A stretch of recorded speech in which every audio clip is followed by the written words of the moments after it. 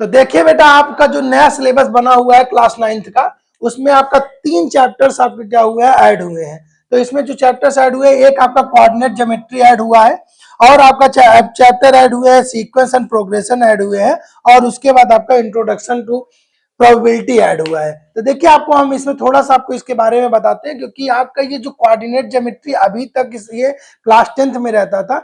अभी class 10th का syllabus change नहीं हुआ है, क्योंकि 9th वाले जो है ये सब अभी नहीं पढ़े हैं। अब ये जब वो क्लास 10th में जाएंगे तो उसके बाद वो सब क्लास 10th में पढ़ेंगे, लेकिन जितने भी क्लास 8th से 9th में आएंगे वो सब अब क्या करेंगे, ये सब 9th में ही ये चैप्टर से पढ़ेंगे। बाकी जितने भी 12 चैप्टर्स है वो आप पढ़ोगे ही पढ़ोगे। ये आपका जो है ये 3 चैप्टर्स आपका यहाँ पे ऐड हो गया है। इसमें मैंने एक लिख दिया है पॉलिनोमियल, क्योंकि इस पॉलिनोमियल लिखने का रीजन ये था कि इसमें एक कॉन्सेप्ट जो है वो क्या हुआ, ऐड हुआ है, इसलिए मैंने लिखा। बाकी पॉलिनोमियल आप क्लास 9th में आपका है और लोग पढ़ते भी हैं, सभी बच्चे पढ़ते हैं, तो आप इसमें पढ़ोगे ही पढ़ोगे। बस आपका जो चेंज हुआ है, क्योंकि ये कोऑर्डिनेट ज्योमेट्री अभी तक क्लास 9th में नहीं रहता था, अब क्लास 9th में आया है। तो कोऑर्डिनेट ज्योमेट्री में आप पढ़ोगे, यहाँ पे आपका कार्टेशियन कोऑर्डिनेट सिस्टम पढ़ोगे, 2D प्लेन पढ़ोगे, डिस्टेंस बिटवीन 2 पॉइंट पढ़ोगे, ठीक है ना। ये सारी चीजें आप जो क्लास 10th में पढ़ते थे जो बच्चे, वो आप पढ़ेंगे क्लास 9th में ही पढ़ेंगे, ठीक है ना।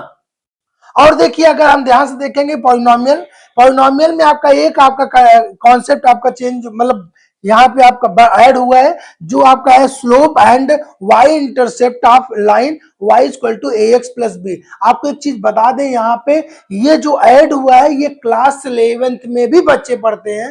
तो क्योंकि अब अगर आपको क्लास 11th का उठा के यहाँ पे क्लास 9th में ऐड किया गया है, तो अब बात ये आती है कि जिसे आप 11th का अगर नहीं आ रहा है तो उसको उसको प्रॉब्लम होगा। अब वो तो उसे पढ़ाने में भी प्रॉब्लम होगा, क्योंकि अगर वो उसे 9th 10th जो पढ़ाता है उसके लिए बहुत प्रॉब्लम होगा। तो यहाँ पे आपका, क्योंकि ये आपका slope and y intercept of line y equal to ax plus b, इस पे आपका इसका कैसे स्लोप निकाला जाता है फाइंड आउट करते हैं, वो हम पढ़ेंगे पॉलिनोमियल में। और एक आपका आता है यहाँ पे सीक्वेंस एंड प्रोग्रेशन। देखिए, सीक्वेंस एंड प्रोग्रेशन जो है इसका बहुत बड़ा कॉन्सेप्ट था।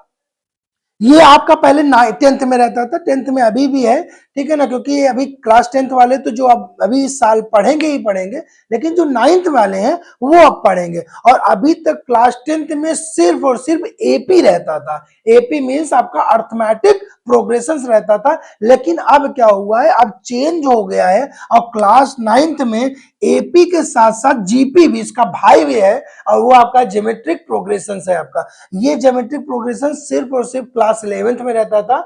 अब जो है वो आप क्लास 9th में एपी और जीपी दोनों आप पढ़ोगे, ठीक है ना। तो एपी और जीपी आपका ये बहुत ही अच्छा है टॉपिक, ये आपका एपी जीपी है, ठीक है ना, ये आपको पढ़ना है। और उसके बाद आपका देखिए क्लास, अब जो आपका जो नया टॉपिक आपका ऐड हुआ है, इंट्रोडक्शन टू प्रोबेबिलिटी आपका ऐड हो गया है। देखिए, प्रोबेबिलिटी की अगर हम बात करें तो पहले प्रोबेबिलिटी आपका क्लास 9th में रहता था, फिर उसके बाद ये आपका रिड्यूस हो गया था, फिर रिड्यूस होने के बाद एकदम से ये इसे हटा ही दिया गया था ये पूरा। अब क्या है, फिर से इसे वापस लाया गया है प्रोबेबिलिटी, क्योंकि अगर हम कॉम्पिटिटिव जितने भी एग्जाम्स अगर देखते हैं, वो सारे कॉम्पिटिटिव एग्जामों में क्या होता है, कोऑर्डिनेट ज्योमेट्री से चैप्टर से क्वेश्चन एग्जाम में आता है, आपका क्या होता है पॉलिनोमियल से भी आता है, और ये आपका सीक्वेंस एंड प्रोग्रेशन से भी क्वेश्चन आने लगा है, और प्रोबेबिलिटी से भी आने लगा। इसीलिए गवर्नमेंट ने क्या किया कि कॉम्पिटिटिव एग्जाम के पैटर्न से ये आपका बनाए हैं सिलेबस। बहुत ही अच्छा सिलेबस है, अच्छा है। अभी तक ये था कि थोड़ा सा बच्चों को बर्डन पड़ेगा अगर नहीं पढ़ेंगे, ठीक है, क्योंकि आपका अभी तक मैथ में जो है वो 12 चैप्टर रहते थे, और अब जो है वो आपका 15 चैप्टर्स हो गए। बाकी जितने भी आपका 12 चैप्टर वो आपका है ही आपका, ठीक है ना। उस 12 में आपका पॉलिनोमियल है, जो चेंज हुआ है वो आपका coordinate geometry, sequence and progression and introduction to probability. तो बेटा अब आप 9th वाले जो है वो 9th तो आपका बेस होता है, इसलिए आप 9th से ही लग के पढ़िए, क्योंकि 9th पढ़ोगे अच्छे से अगर आपको तैयार हो जाएगा तो क्लास 10th में आपको प्रॉब्लम नहीं होगा।